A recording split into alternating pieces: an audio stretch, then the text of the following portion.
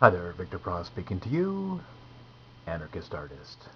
Okay, I want to talk about voting a little more, but before I do, I'd just like to refer you to an old adage.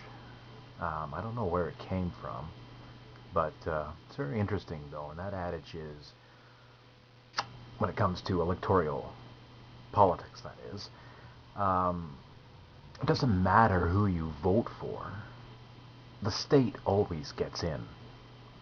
And there's a great deal of wisdom within that adage. Now, you consider, in some other video, I tried to explain, I tried to differentiate what the government is and what the state is, even though they're indivisible terms. When you speak of one, you are speaking of the other, but there's a important distinction to be made, though, even though they're indivisible concepts.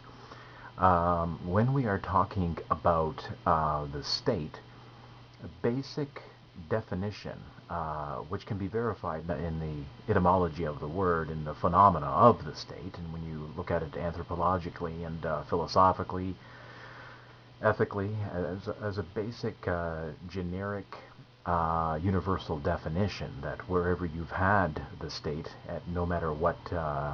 at what point in history, and no matter of what region on the face of the planet that you've had such a phenomena, you find that there's a common genus definition that encompasses any kind of government, and and that would be the state. Now, the state, basically, when you get right down to it, is a small handful of people, and it's a definition that I've given before, but it's important to repeat it, again. So I'm sorry for those who are very well aware of this definition as I've offered it, and others, other anarchist individuals who've made the point clear. But let me stress it for those who are hearing it for the first time.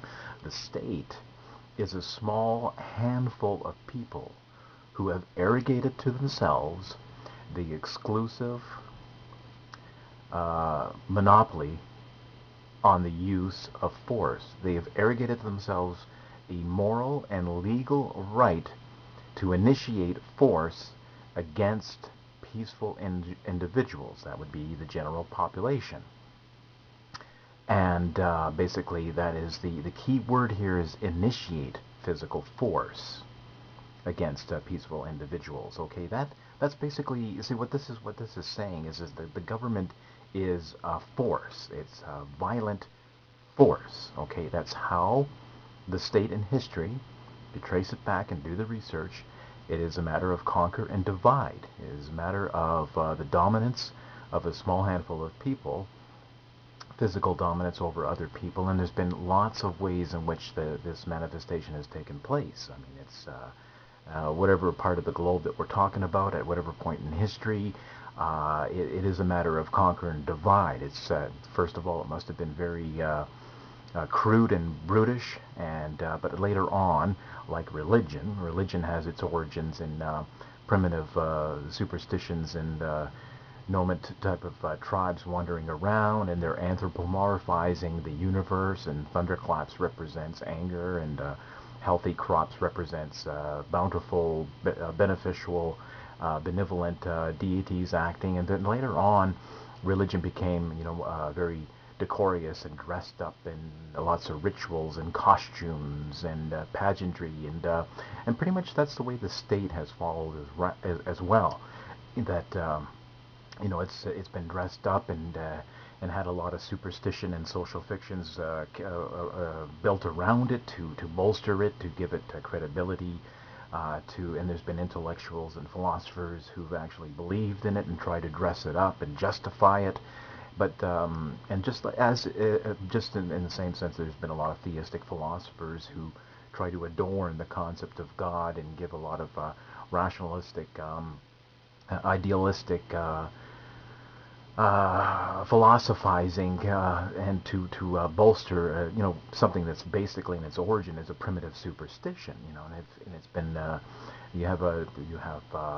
philosophers like Aquinas, and Plato has also dwelled into the area of superstitious approaches with Plato's cave and the ideal residing in some separate realm that's impenetrable to the senses, and it's just become very intellectualized. You can see how religion and the state has become very intellectualized. So, further development of how the state has become intellectualized is the different forms of governments that history has seen. I mean, with the monarchy, you've had the divine rights of kings, and you have the social contract.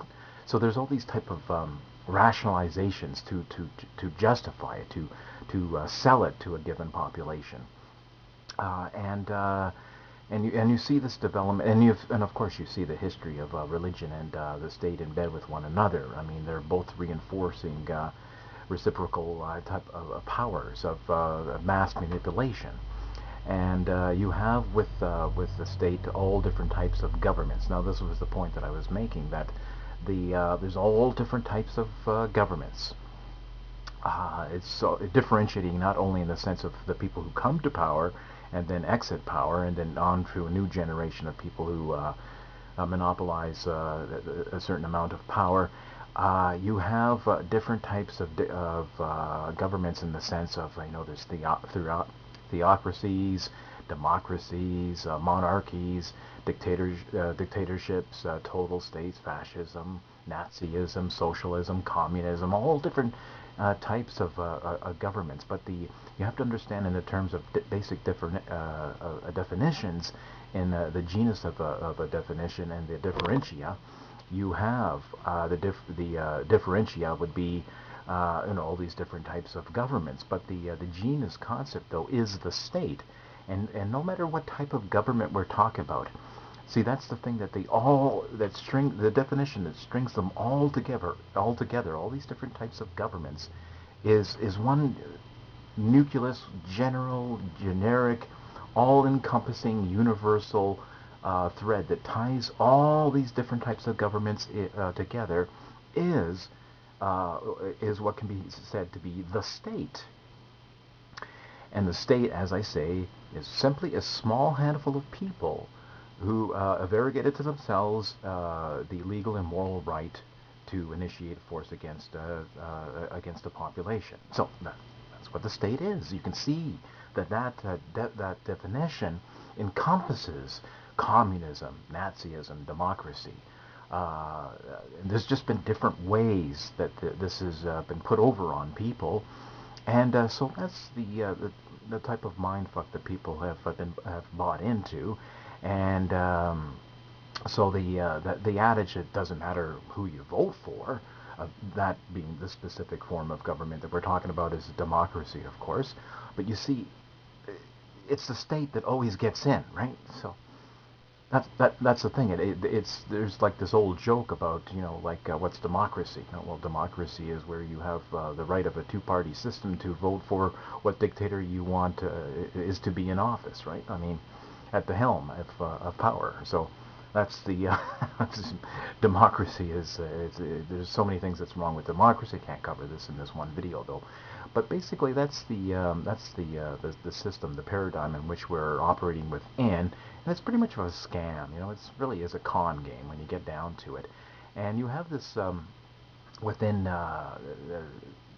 democratic republicanism, or a republic that is a democratic society, a democratic republic, republic rather. You have the two-party system, and of course it's rigged, right? I mean, the politicians who are the candidates of this two-party system, whoever the candidates are on the Democratic side, the blathering, empty-headed, talking donkey heads, and then you have the Republicans, the caveman, blabbering, talking elephant heads on the other side, the swinging pendulum of the left-right paradigm. There again, it doesn't matter who you vote for, the state always gets in. And what the thing that I have to really emphasize here, the point is, when I say that the state always gets in, it doesn't matter who you vote for, and you have to understand that the state, as it's been defined, is inherently evil, because it's the initiatory force against people. So that's the thing to really keep in mind. So now people always talk about getting the right person in there, the right person in there. I don't know where in there is, because it's the state doesn't, actually exist. There's only concrete, specific people, and the ruling elite just amass a certain amount of power, intellectual and moral power, and of course just raw physical brute power. Of course, basically that's what the state is. So I don't understand what people mean when they say, it's a matter of getting the right person in there. I mean, first of all, the state is a magnet for evil, for corrupt, evil people who want to use amass violent control over people. But even if you have a fuzzy-headed ideologue who wants to run the show, who wants to take his turn at pointing the gun, because he believes that is will maximize the happiness of all, and it wants to actually has a good heart in a certain way where he wants to achieve good in the world. It's making a very grave intellectual error, and a lot of people tend to think that the only way to affect change in the world is by going to the state. That's a very bizarre conclusion to come to. A very, very, very, very, very bizarre conclusion to come to use to want to use violent control over people. I know a lot of people want to they believe in this idea, this Ron Paul revolution, that Ron Paul is going to dismantle the state, but the whole thing though is dismantle in such a way as to minimize it, to make it from big government to little teeny tiny government. But it's basically the continuation though and the maintenance of government or the state, right? So as the analogy has been made before, the state is a cancer. So this whole idea of voting it into submission and is rather ridiculous, though, because it's just a matter of like when the state, this delusion that the state is going to diminish its powers voluntarily, when the whole thing is about the acquisition of power. I mean, it's kind of like asking something to act against its nature. Be something other than what you are. I mean, that's pretty sad delusion. But well, let's just go with this fantasy idea in the first place. That the state is going to voluntarily diminish its power and all the vested interest that has accumulated with the mass of people who are sucking on its tit and the people who are running the show. I don't think they really want to loosen the reins on their power and diminish their resource acquisition and their power grabs. I mean, I don't think Ron Paul will ever have that kind of power at his fingertips, right? But there's a lot of other things that he could be doing to expand the cause for liberty. It's a very sad state of affairs if we think that the only way that we can affect any kind of change is through the apparatus of the state. Is not only morally bankrupt, it's rather intellectually bankrupt. I think it's an impoverishment of imagination if we can't think of other things to do. And but I'll leave you with that much. I wanted to get that off my chest. I hope it's food for thought. This is Victor Pross, anarchist, artist. Pop goes the culture.